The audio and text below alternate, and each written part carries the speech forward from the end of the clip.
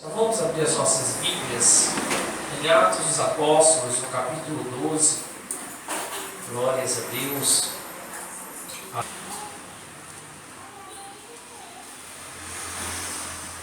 Glória a Deus. Aleluia. Desde o primeiro versículo diz assim: E por aquele mesmo tempo o rei Herodes estendeu as mãos sobre alguns da igreja para os maltratar, e matou a espada Tiago, filho de João, irmão de João. E vendo que isso agradara aos judeus, continuou, mandando prender também a Pedro. E eram os dias dos asmos. E havendo prendido, o encerrou na prisão, entregando a 4 quaternos de soldados, para que os guardassem, querendo apresentá-lo ao povo depois da Páscoa. Pedro, pois, era guardado na prisão, mas a igreja fazia contínua oração por ele a Deus. E quando Herodes estava para fazer, nessa mesma noite, comparecer, estava Pedro dormindo entre 2 soldados, ligado com 2 cadeias, e os guardas diante da porta guardavam a prisão. E eis que sobreveio o anjo do Senhor, e resplandeceu a luz na prisão, e tocando a Pedro na ilharga, o despertou, dizendo: Levanta-te depressa. E caíram-lhes das mãos as cadeias.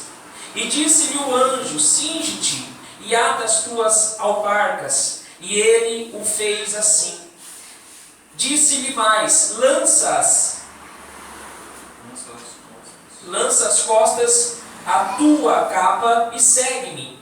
E saindo o seguia, e não sabia que era real o que estava sendo feito pelo anjo, mas cuidava que via alguma visão. E quando passaram a primeira e a segunda guarda, chegaram à porta de ferro que dá para a cidade, a qual se lhes abriu por si mesma. E tendo saído, percorreram uma rua, e logo o anjo se apartou dele. E Pedro, tornando a si, disse: Agora sei verdadeiramente que o Senhor enviou o seu anjo e me livrou da mão de Herodes e de tudo o que o povo dos judeus esperava. E considerando ele isto, foi à casa de Maria, mãe de João, que tinha por sobrenome Marcos, onde muitos estavam reunidos e oravam. E batendo Pedro à porta do pátio, uma menina chamada Rode saiu a escutar. E, conhecendo a voz de Pedro, de gozo não abriu a porta, mas correndo para dentro anunciou que Pedro estava à porta. E disseram-lhes: estás fora de ti. Mas ela, afirmando que assim era, e diziam: é o seu anjo. Mas Pedro perseverava em bater, e quando abriram, viram-no e espantaram. E, acenando-lhes ele a mão para que se calassem, contou-lhes como o Senhor o tirara da prisão, e disse: Anunciai isto a Tiago e aos irmãos. E saindo, partiu para outro lugar. E sendo já dia, houve não pouco alvoroço entre os soldados sobre o que seria feito de Pedro. E quando Herodes o procurou, o não achou. Feita inquisição aos guardas, mandou-os justiçar. E partindo da Judéia para Casareia, ficou ali. e ele estava irritado com os de Tiro e de Sidom, mas estes, vindo de comum acordo ter com ele, e obtendo a amizade de Blasto, que era o camarista do rei, pediam paz, porquanto o seu país se abastecia do país do rei. E num dia designado, vestindo Herodes as vestes reais, estava sentado no tribunal e lhes fez uma prática. E o povo exclamava: voz de Deus e não de homem. E no mesmo instante feriu o anjo do Senhor, porque não deu glória a Deus, e comido de bicho expirou. E a palavra de Deus crescia e se multiplicava. Amém? Só até aqui. Aleluia. História tremenda, né, irmãos? Feche seus olhos. Pai, em nome de Jesus, é o momento da Tua palavra, Senhor, venha falar aos nossos corações.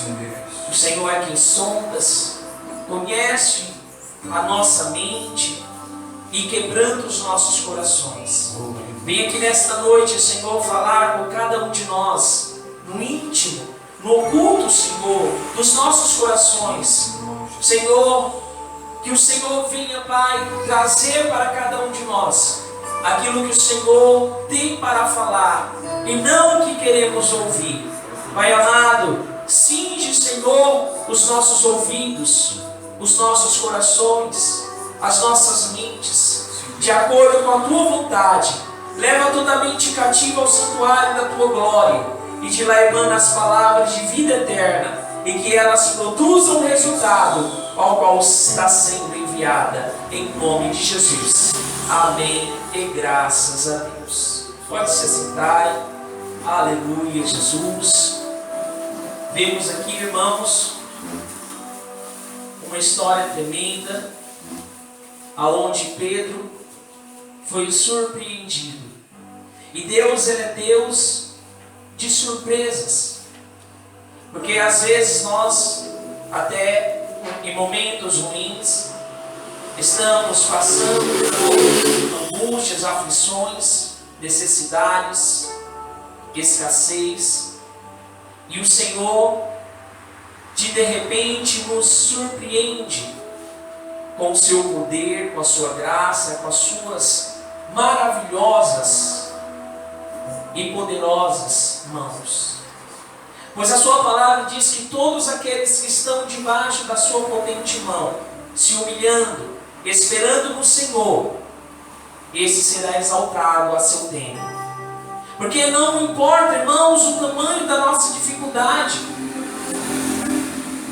porque nós sabemos que nós servimos um Deus que é maior do que todas as dificuldades, que é maior do que todos os problemas, que é maior do que aquela enfermidade, que é maior do que aquela droga que muitas das vezes está levando aquela pessoa ao mau caminho.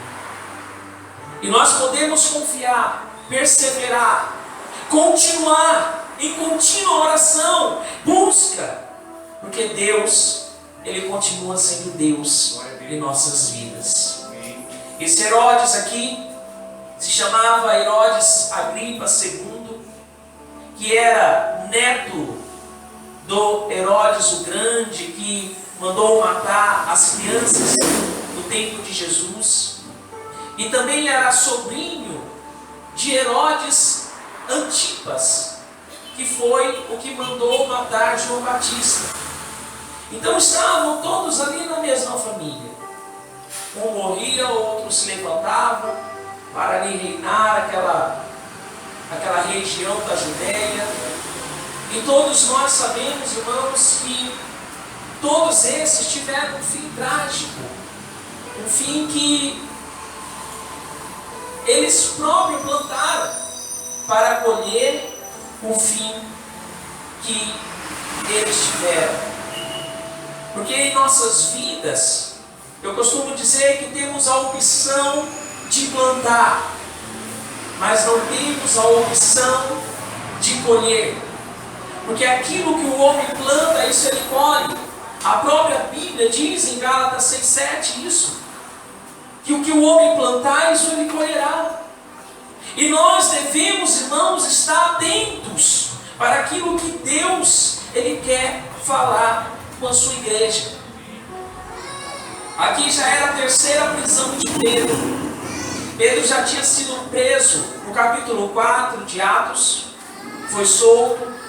Novamente no capítulo 5, ali perante o Sinédrio, ele começa a indagar, a falar coisas relacionadas ao ministério de Jesus Cristo, e citando também aquilo que a palavra de Deus já profetizava acerca do Messias.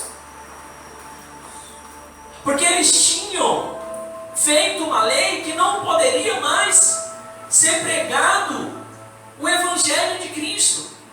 E ali Pedro, no versículo 29, ele diz que mais vale obedecer a Deus do que aos homens. Mais vale nós obedecer a Deus, irmãos, independentemente de qual lei seja. Porque nós devemos todos os dias olhar para este Deus e confiar nele, independente das circunstâncias. Maneira em que Pedro estava aprisionado, nós vemos ali que eram 4 soldados, eram 4 turnos, que tinham 4 soldados cada turno. E nós vemos ali Pedro acorrentado, sentado ali diante de 2 soldados. 2 soldados à porta da prisão, fora os que estavam ao derredor dela. E nós vemos aqui, irmãos, algo surpreendente. Porque Herodes já tinha mandado matar Tiago. Pedro seria o próximo. Irmãos, quem consegue dormir diante de uma dificuldade grande, de um grande problema? Quem não perde o sono diante de uma grande dificuldade? Pedro estava dormindo, sabendo que ia morrer no dia seguinte. Ele estava tranquilo, dormindo, acorrentado diante de 2 soldados. Você sabe o que é isso, irmãos? É a paz que excede todo entendimento. É o que Deus ele tem colocado dentro daqueles que são fiéis a Ele.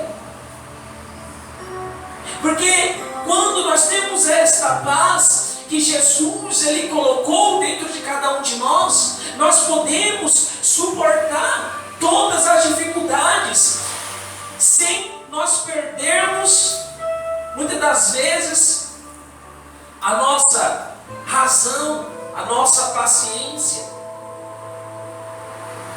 Porque muitos perdem o sono.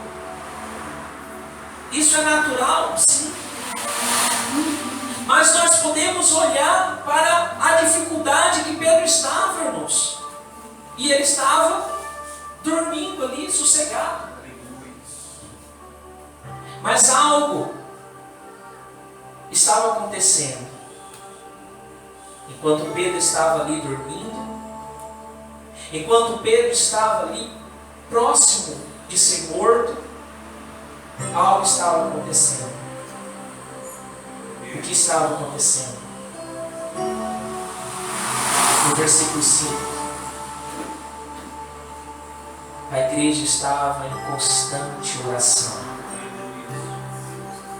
A igreja estava em constante santidade. A igreja estava ali orando pela vida de Pedro. Irmãos, nós aprendemos algo aqui, que quando há uma comunhão entre os irmãos, É como o Salmo 133 diz: quão grande e suave é que os irmãos vivem em união. E lá no último versículo diz: porque ali estará a bênção do Senhor para sempre. Porque aonde há divisão, aonde há contenda, aonde há coisas que não edificam, o Senhor, Ele não poderá abençoar. E não é nós, irmãos, que temos que correr atrás da bênção. A própria palavra diz ali em Deuteronômio que a bênção nos alcançará. Aleluia. Talvez nós estejamos esperando tanto tempo pelas promessas de Deus em nossas vidas, mas, irmãos, é no tempo dele. Não adianta você perder a calma, perder a paciência, ficar murmurando, porque quanto mais se murmura, mais se prolonga o tempo da bênção. O porquê que o povo ficou andando em círculos ali no deserto durante 40 anos? Porque murmuravam, reclamavam, não sabiam agradecer pelo pão que caía do céu, pela água que saía da rocha. Aleluia, Jesus. E nós devemos, irmãos, aprender sempre a ser gratos a Deus, mediante as dificuldades, mediante a tudo aquilo que possa se levantar contra as nossas vidas. Deus, Ele continua agindo, trabalhando através da oração da igreja. Aleluia! E a oração muda a sentença. A oração, ela tem o poder de mudar a sentença. Pedro estava condenado já à morte, irmãos. Mas a oração mudou a sentença. O Senhor envia um anjo ali para salvar Pedro daquele cárcere, daquela prisão. E enquanto você está aqui em espírito de oração, o Senhor está enviando anjos naquela dificuldade. Aleluia, Jesus. Enquanto você está buscando a face do seu Deus, o Senhor está trabalhando, está dizendo que terá jeito, que terá solução, que toda arma forjada contra ti não prosperará. Aleluia, Jesus. Glórias a Deus. Glória a Deus. E qual a importância, irmãos, de cada membro do corpo de Cristo? Qual é a importância de cada membro? Cada membro tem a sua importância em particular. Nós dependemos um do outro. Nós não podemos bater em nosso peito e falar que não dependemos. Dependemos sim, irmãos. Nós não sabemos o dia de amanhã. Aleluia.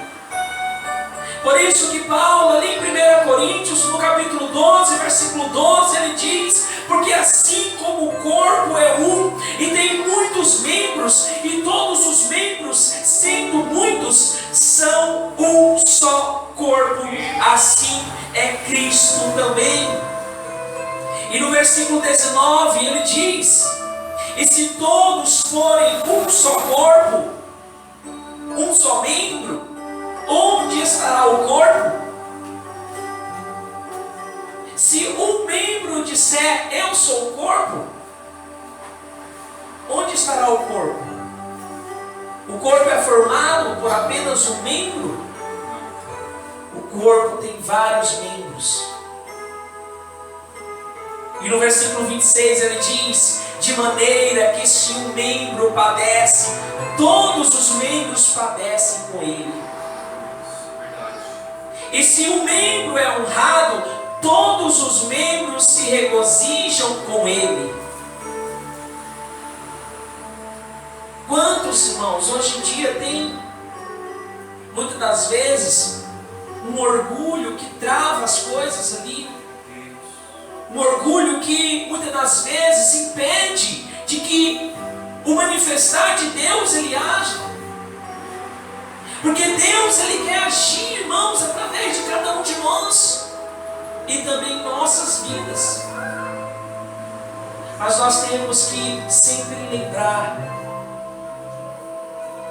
que nós, como um membro só, representando o corpo ali, cada um necessita do outro.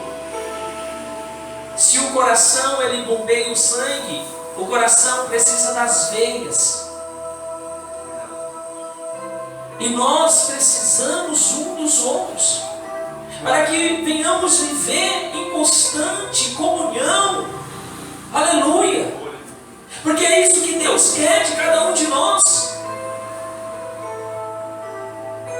E quando nós fazemos isso, nós estamos seguindo uma das principais instruções de Cristo. Qual é essa instrução?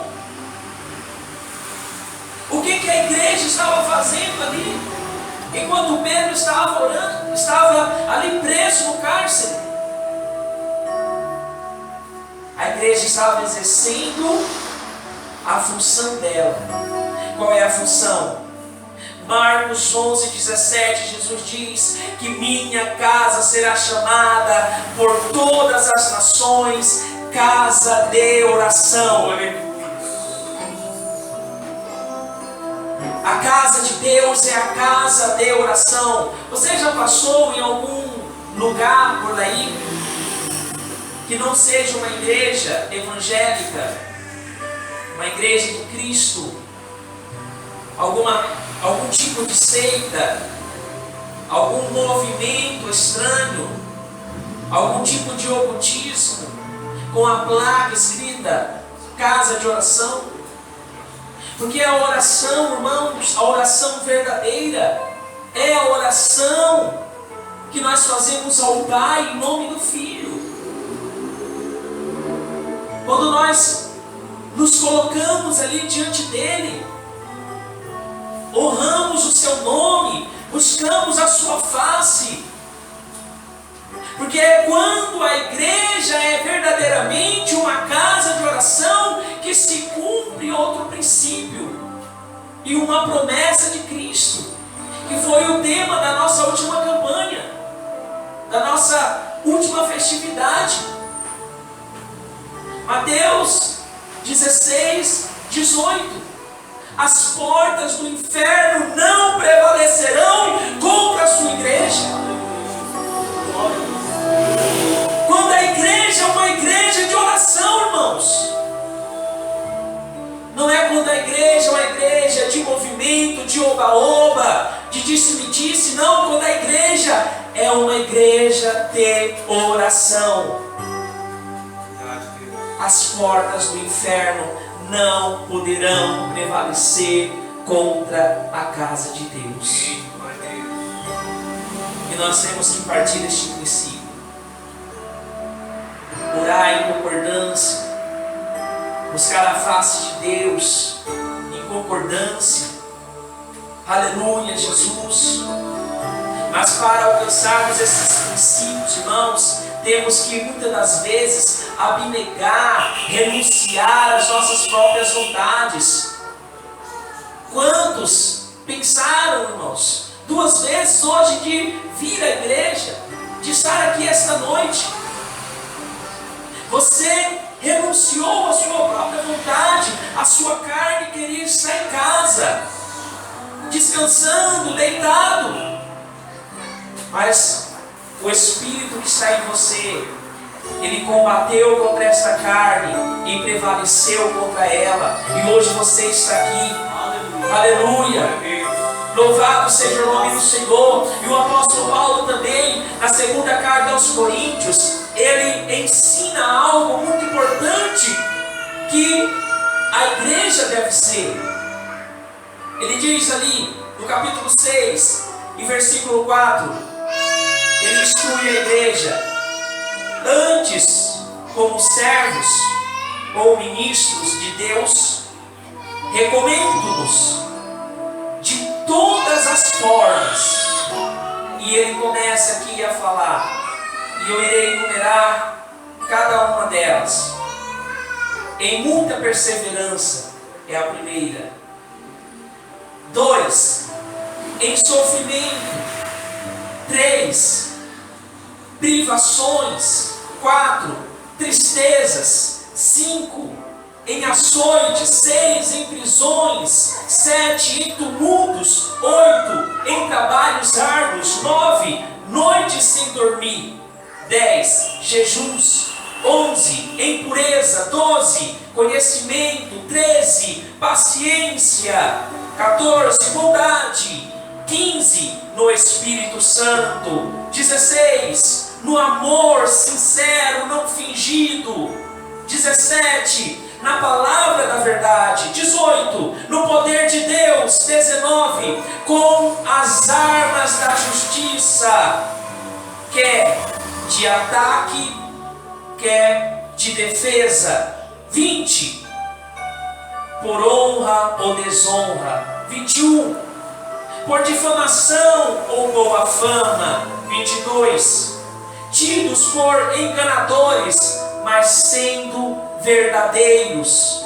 23, como desconhecidos, apesar de bem conhecidos. 24, como se estivéssemos morrendo, mas eis que vivemos. 25, espancados, mas não mortos. 26, entristecidos, mas sempre alegres. 27, pobres, mas enriquecendo muitos outros. E 28, nada tendo, mas possuindo tudo. Às vezes, irmãos, as pessoas ouvem determinados líderes falando que se você está sofrendo, que se você está passando por necessidade, você não tem o Espírito de Deus. Você precisa mudar o seu espírito. Até mesmo eu já vi isso e ouvi pessoas que são tidas com espírito de Lázaro, o mendigo. Será que se Lázaro ele não tivesse ali o Espírito de Deus, ele teria ido ao paraíso? Nós temos, irmãos, que buscar as verdades da palavra de Deus, pois todos aqueles que não leem, não têm a prática da leitura da palavra de Deus, se tornam massas de manobras, irmãos, para homens que têm a sua mente cauterizada. Porque quando você tem a verdade guardada em seu coração, você combate aquela mentira, aquele erro, aquele engano. Aleluia! E Paulo ele coloca aqui, irmãos, o que o crente, como o crente deve ser, como a igreja deve ser, paciente, perseverando, muitas das vezes sendo ali colocada em uma posição de desonra, mas que ele diz, sendo honrada, pegando muitas das vezes o título de enganador, mas sempre sendo verdadeiro. A igreja, irmãos, que é sincera, verdadeira, dentro do Evangelho de Cristo, ela sofre essas perseguições. Ela passa por isso. Aleluia. E nós devemos combater isso. Como é que no 19 que eu falei, olha, com as armas da justiça, quer ataque, quer defesa. Quais são as armas da justiça de Deus? Como que Deus, Ele nos exerce ali, nos coloca em uma posição para que nós venhamos exercer com essas armas? A principal arma nós sabemos que é a nossa oração. Mas tem um conhecimento, nós temos que adquirir, nós temos que aprimorar, sabermos quem é Deus, o que Ele quer de cada um de nós. Porque até mesmo para alguém orar de uma maneira que é verdadeira, tem que ter esse conhecimento de quem ele está falando ali, orando, para quem ele está clamando. Tem que ter. E nós devemos, irmãos, buscar isso em Deus todos os dias, incessantemente. Mas o que fazer quando faltam crentes assim, irmãos, na igreja? Que não tem paciência, que não suporta, que não resiste a algum tipo de sofrimento. Porque hoje tem muitos irmãos que são irmãos dodói, infelizmente.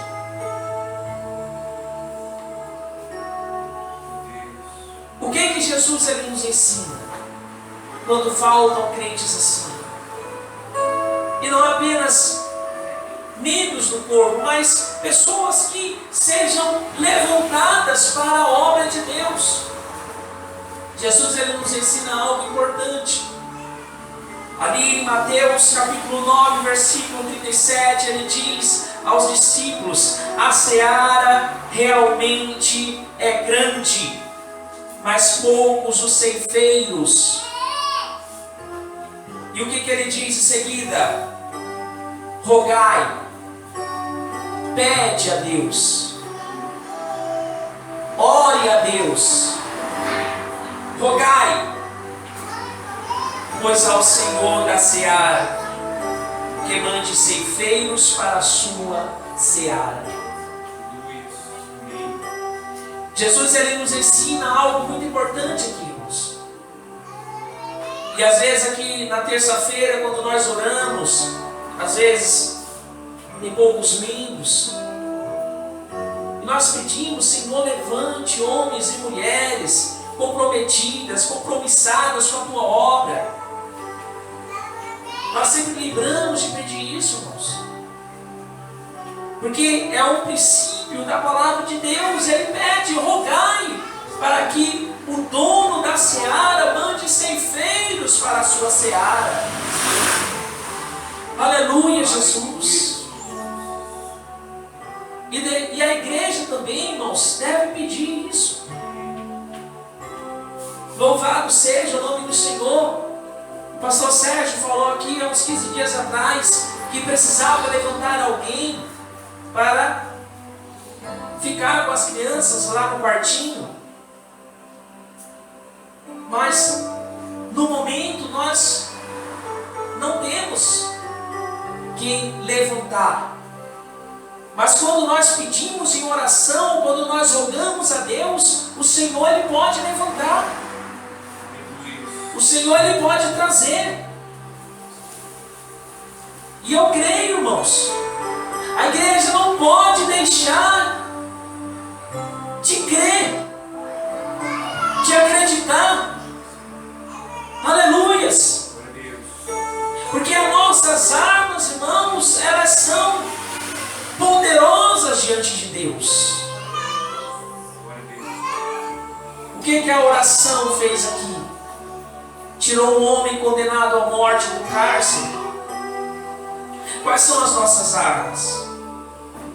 Paulo também, na mesma carta, segundo aos Coríntios 10:3, ele diz: porque andando na carne, não militamos segundo a carne, porque as armas da nossa milícia não são carnais, mas sim poderosas em Deus para a destruição das fortalezas. Pedro estava onde, irmãos? Era uma fortaleza, aquele cárcere. Ele estava diante de uma fortaleza ali.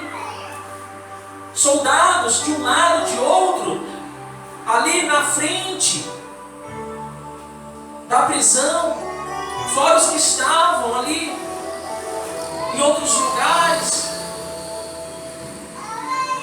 Mas esta arma não carnal, ela libertou aquele homem de Deus daquela prisão. E quando nós oramos, isso não quer dizer que será naquele exato momento, mas quando nós persistimos na oração, batendo na porta como aquela viúva que batia naquela porta daquele juiz rico, muitas vezes ela ia ali, faz justiça para mim, e aquele juiz, por já estar cheio daquela mulher batendo na sua porta, falou: então a justiça está feita, e fez ali a vontade daquela mulher. E nós devemos ser assim, persistente, bater na porta, persistir, porque já pensou se nós não persistirmos?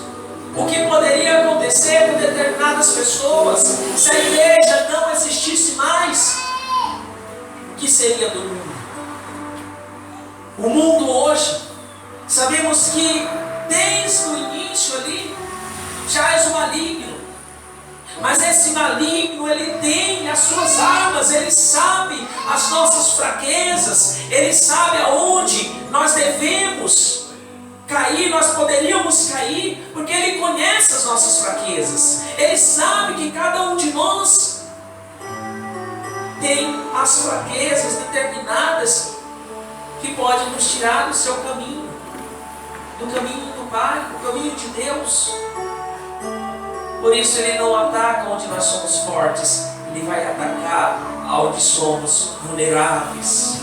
Temos que nos deixar guiar pelo Espírito Santo de Deus.